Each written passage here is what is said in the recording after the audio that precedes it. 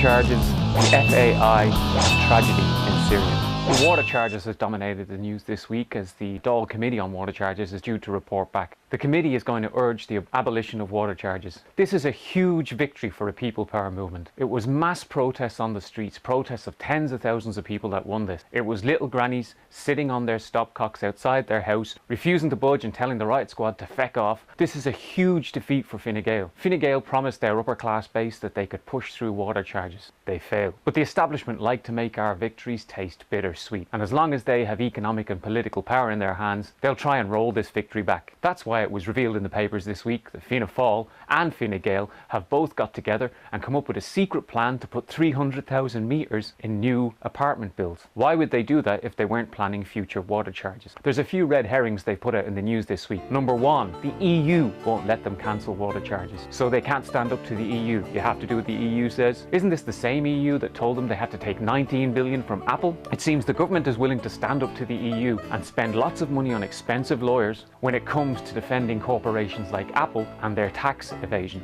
When it comes to ordinary people who can't afford to pay this regressive charge, the government is reluctant to stand up to the EU. The second red herring they're trying to use is excessive use. As far as I know, most working class people in council estates and in council flats don't fill swimming pools full of water. It says something about Simon Coveney and his class that he would use the example of filling a swimming pool to explain excessive use. Of course, nobody is for people wasting water, but there's already legislation in place to make sure people don't leave their taps on all day and all night. What the government want to do is use excessive use as a means by which they can bring in water charges again in the future. The third red herring is that we have to keep Irish water. The only reason Fianna Fáil and Fine Gael want to keep Irish water in place is to prepare for the future privatisation of our water services. The water charges has also provoked an escalation of the Fine Gael leadership battle. When Coveney last week said the deal with Fianna Fáil to abolish the basic water charge was a good deal, Varadkar was straight into the newspapers saying, how dare he, the Fine Gael base want water charges. The Fine Gael leadership contestants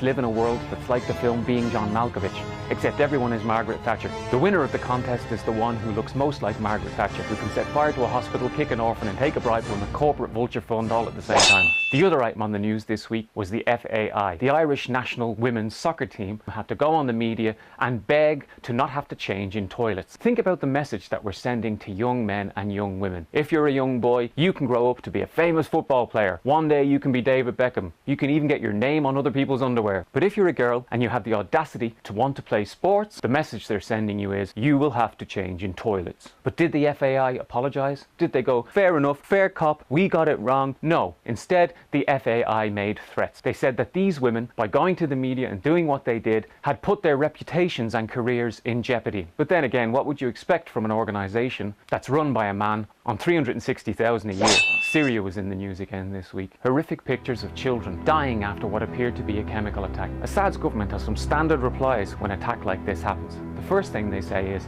it didn't happen. Then, as evidence mounts over the coming days, they'll say, it did happen, but we didn't do it. Then as more and more evidence mounts, they'll say, well, we might have done it, but that's what happens in war because war is a terrible thing. Now, just because Assad is a brutal bastard who's worth $1.5 billion and is willing to machine gun children to maintain his hold over the Syrian people, that doesn't mean for 1 second we should fall for the hypocrisy of the Western war machine. The USA and Britain, the people who killed 500,000 people in Iraq, who left half the nation's children orphaned, who then handed over Iraq's infrastructure to corporations like Bechtel. The coalition forces in Iraq installed a sectarian government. It was this fostering of sectarianism in Iraq that gave rise to groups like ISIS. So are we to believe that the people who made an absolute mess of Iraq and who murdered tens of thousands, if not hundreds of thousands of people, that these people, by intervening in Syria, would make anything better for the ordinary people of Syria? But the problem is that the West is so bad and has done so many terrible things in the Middle East